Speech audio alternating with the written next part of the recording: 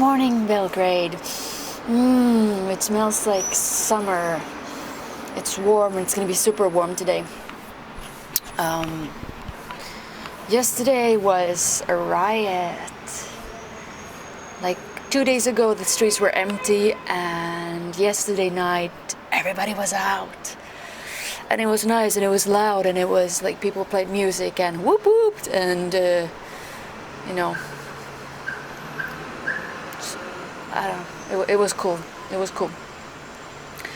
The streets were filled with Belgradians because the commuter traffic is running now, so people from outside of the city center can easily get in.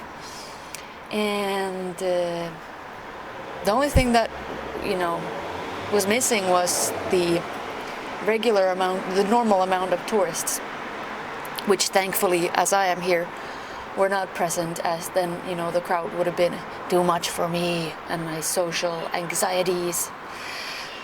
But it was really great. I hope you guys celebrated Friday without curfew in I don't know how many weeks. Man, whew. It was nice. Somebody asked me to get into Finnish politics and what that word Sipilöinti really means. Well, I'll try to make this as short as possible. Sipilöinti, which I told you means like doing something. The former Prime Minister Juha Sipilä, who was from the Center Party. So the Center Party has traditionally been like a party for farmers outside of city walls. They've shared voters with the Social Democrats, and the right-wing party are usually the rich bastards living in the cities. Now, and of course we do have the populist parties now, but let's forget about them for a minute. So Juha Sipilä's government, he was the party leader of the Center Party, always speaking for the little man, the small one, the underdog, those little people, so to speak. So Juha Sipilä's politics very much influenced by the right-wing party, started trying to steer the country as a company rather than a country. Now, why couldn't you steer a country like a company? Well, because companies only have one goal, and that is to maximize profit. You cannot maximize profit with a country. And anybody who doesn't understand that, try maximizing profit during Corona. Then you can take a quick look at Sweden and then get back to Serbia. So anyways, what they were doing was cutting down on wages, cutting down of for not for rich people, for poorer people, people with kids, small kids. They were cutting off welfare. They were doing all kinds of active models for unemployed people. Punish people who are unemployed by forcing them to show their worthiness of getting like a welfare, like unemployment money. Basically, they have to fill out forms and do all kinds of things just to prove that they are actively trying to get a job. Now you'd say, okay, yeah, but isn't that good? Well, not really. It's good in the sense that if you want to believe the propaganda term that people who are unemployed because they are lazy and they don't want to work and they want somebody else to pay for them, then sure. But you know what? 97% of the population who are unemployed, they want to be of use. They want to do something with their lives. They don't want to live off somebody else. All right? So that little propaganda bullshit is complete bullshit. And it may apply to some people, but so what? So what? So what? And when you take that piece of the budget and you compare it to the budget of mitigations, tax mitigations on big companies, so they wouldn't have to pay such big, taxes, and military equipment and all that stuff that doesn't do anything for your own nation,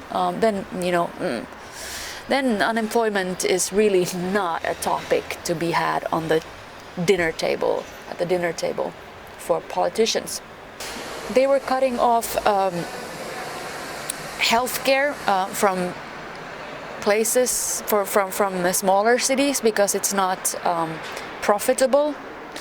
They were doing all kinds of crazy shit. They were cutting off pensions from older people, and all this in the name of the social contract that they said. The social contract, for anybody who's into philosophy, is a contract between the people and the people in power. Basically, you have to, when you are an individual, you have to comply with the rules of the herd in order for the greater good of the society, the common society, right? And give them your full support in order for things to work, right? And that's the social contract it put in a very, very simple terms. Now, anyways, they were doing this. They were cutting down child support. They were, well, not child support. They were, child support from the government. They were cutting down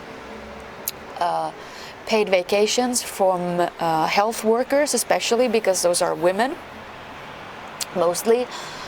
People who work for like daycare, things like this, elderly care, all of this stuff that is, they were cutting down a lot on those, and people just got really fed up with it. At the same time, they were mitigating the ease for companies with a certain amount of people working for them to just fire people like this without having to give an explanation or a severance package or anything. And they mitigated contracts for companies to hire temporary workers, like keep hiring temporary workers, like every year, instead of hiring a person and paying them proper salary, because obviously these companies don't want to pay people. They would rather just have free working people. So, you can't treat a country like a company, because we're not robots, we're individuals. And so it would be more profitable to only invest in the capital area and just forget about all the other people outside. Well, that's not really how a country is supposed to run, is it? So Sipilöinti, they had a lot of protests. People protested. People wrote, and at the end of the day, Sipilä resigned. He resigned like 2 weeks before election time, saying that, yes, I see now that I have failed, so I will step down and let the proper blah blah take over, because I'm a man of my word. I said I would do this, and then now I have failed, so now I have to hang my towel up on the wall and let other people do their jobs, because It was ridiculous, and nobody believed him.